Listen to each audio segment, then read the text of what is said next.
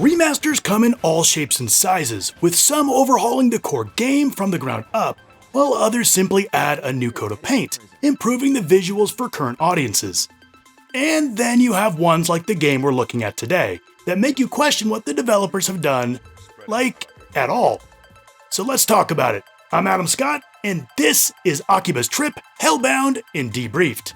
After playing Akiba's Trip Undead and Undressed, I wanted more of this weird and wacky world where you strip your way to victory. And what better way than to see where it all started with a remaster of the first game. Akiba's Trip Hellbound Debriefed is a re-release of the original game in the series, but no longer locked away on the PSP. Releasing in the West for the first time in 2021 on the Switch, PS4, and PC. Coming out more than a decade after the original release and developed by Acquire, the studio behind Octopath Traveler, this definitely had promise. But then I saw the game, and okay, she's not a looker, but neither's your mom, and we still love her.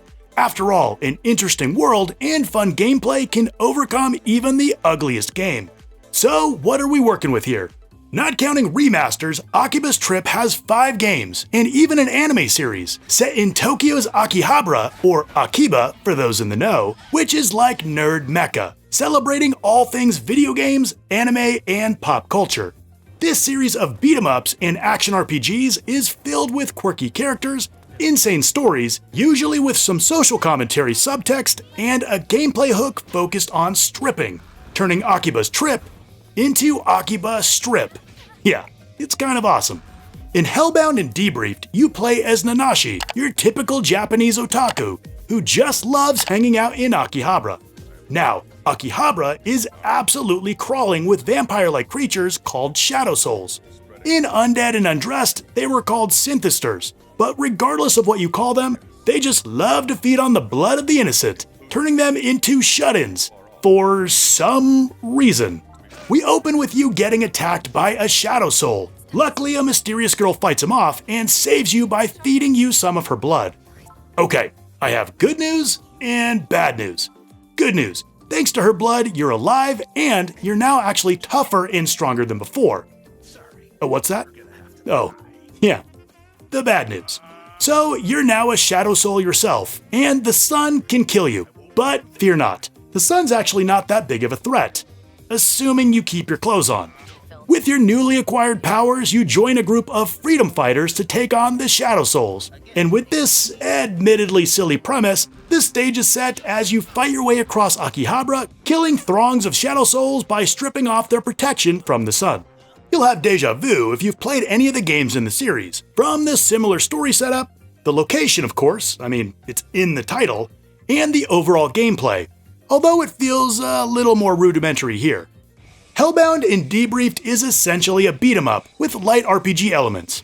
You'll take to the streets of Akihabara, fighting your way through the Shadow Souls, taking on side quests that have you fighting more Shadow Souls, and exploring the nooks and crannies of the densely packed city blocks. It feels almost like Yakuza from Wish, with small, tightly packed areas rather than large, open, and empty like in many open-world games. But unlike Yakuza, don't expect endless side activities and things to do. So for the most part, you fight, shop, and take in the sights. Ah, the sights. Come on, you know you want it. But mostly you'll fight. Unlike most beat-em-ups, your goal isn't simply to just whittle down your enemy's health until they die, but instead, you're trying to weaken their clothes until you can rip them off. Once they're down to their skivvies, the sun takes care of the rest. With high, mid, and low attacks, you can target various articles of clothing. After weakening them enough, you'll button mash to strip them off until there's nothing left. All the while, the enemies are trying to do the same to you, forcing you to block or evade their attacks to prevent fighting in your underwear. Now everything is designed around clothing. Yeah, enemies can wear any combination of literally hundreds of different articles of clothing, each with its own stats. And you'll increase your proficiency with each one over the course of the game. Other than bosses, it's the clothing that determines how difficult enemies are to take down. At the start, you'll struggle stripping off any higher level or more exotic clothing, but as you level up or purchase books in the shops, you'll start stripping with ease. And this goes both ways, as you can get better clothing and even level them up to give you more protection over time. You can buy new clothes, or when done just right, you can keep the clothes that you strip off your enemies. Look, they're not going to need it anymore. You can also get new moves, although they're often finicky to pull off and don't seem to do much more damage, so you'll find yourself button mashing the default attacks for most of the game. You can also pick up all manner of keyboards, traffic cones, umbrellas, and just about everything in between to use as a weapon, smacking the crap out of everyone around you. It's definitely a unique system, pretty much exclusive to this series, but the combat in Hellbound and Debriefed doesn't hold up in the long run. After an hour or so, you've seen everything there is in the combat system. The shallow combat is made worse by how incredibly spongy enemies can be, making it a slog to get through at times. And you'll never feel like you're getting any better or that your strategy is evolving. You simply attack clothes until you can strip them off, rinse, and repeat. But the combat's at its worst when surrounded by multiple enemies at once. They'll all wail on you simultaneously, frustratingly stun-locking you until you're dead.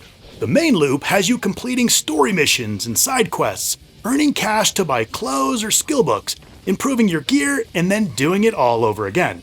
As time goes on, you'll be a walking wardrobe abomination with nothing looking remotely right together, but that's part of the fun. Often, a mission will send you out to find specific characters or items. The problem is you'll rarely be given enough information, and since the map lacks any details to help point you in the right direction, you'll find yourself with a lot of frustrating trial and error trying to figure out where to go. Thankfully, the over-the-top characters and story are consistently entertaining, remaining a bright spot in the overall experience.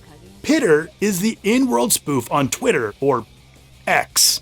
God, such a stupid. Pitter gives a running commentary of all the craziness happening on your feed, which at times can be just as nuts as the real thing.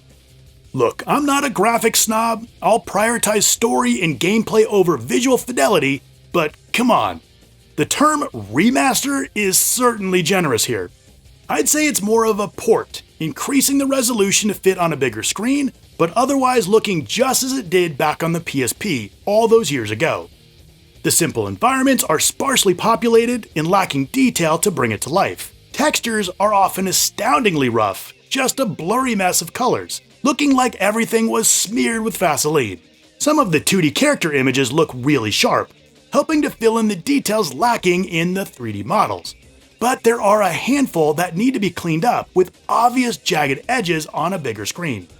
The sound effects lack any real personality, and while some of the voice acting is great, I have issues with the inconsistent recording quality. Some sounding like they were recorded in a studio, and others with a can on a string.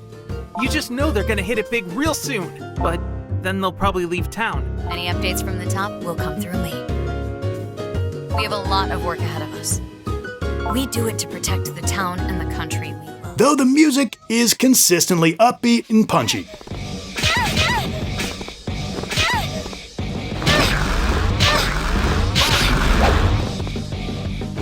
Okay, you love this game and want to squeeze every bit of content out of it? Well, buckle up, bucko, because you're in for a ride. For a relatively simple beat-em-up, the completion process is brutal. To get the Platinum Trophy, plan for at least 4 playthroughs, each lasting 10 to 15 hours. You'll play through the different routes based on the choices you make and see all 4 endings. Of course, you'll need to max out your character and gear, as well as plan to play through once on the super hard difficulty called Otaku. This process will require a good bit of grinding to make sure you're leveled up appropriately. Lastly, there are a bunch of missable trophies, and there's a few that are particularly buggy, so I recommend using a guide to prevent having to do any unnecessary runs. All in, expect about 50 hours to do everything. What can I say about Akiba's Trip, Hellbound, and Debriefed? The fun premise, zany characters, and over-the-top story celebrating and criticizing otaku culture is always a joy, and kept me hooked throughout. Though I suspect the basic and repetitive combat, sparse world, and lack of direction may be a deal breaker for many. That being said, Akiba's Trip is unlike anything else and worth exploring. If you're curious but want a more refined experience, I recommend checking out Akiba's Trip Undead and Undressed. You're next.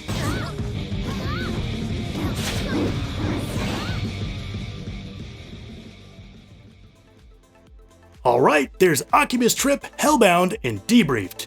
Now, if you liked the video, hit like and of course subscribe, and if you want another game that you haven't played, check out my video right here.